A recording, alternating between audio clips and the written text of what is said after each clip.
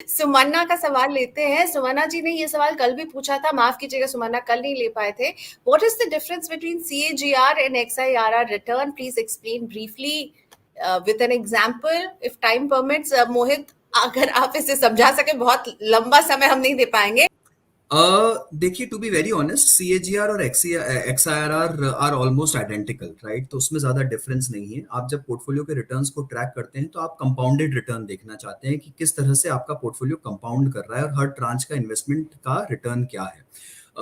So these are broadly identical returns. They give you compounded annualized rate of return कि किस तरह से आपका एक्सआईआरआर जब यूज करते हैं तो वो फाइनेंशियल मैथ में honestly XIRR term is more valid. उसमें आप अपने कैश फ्लोज को डिस्काउंट करते हैं एक रेट पर, और वो rate is assume to be the rate at which your cash flows are growing compounded. तो अब जब आपके कैश फ्लोज अनइवन होते हैं, सपोज आपने 5 तारीख को डाला, फिर 15 तारीख को निकाल लिया, फिर अगले महीने की 4 तारीख को डिविडेंड आ गया, फिर कुछ हुआ, फिर आपके कैश फ्लोज आते जाते रहते हैं, तब आप एक्सआईआरआर यूज करते हैं as a mathematical formula to compute your returns. तो mostly financial investments are very uneven, एक स्टैटिक पैटर्न नहीं होता उनका। आप कभी पैसा डालते हैं और कभी निकालते हैं, कभी एसआईपी करते हैं, कभी स्विच करते हैं, कभी कुछ करते हैं। तो then XIRR becomes the most relevant financial math to compute your returns.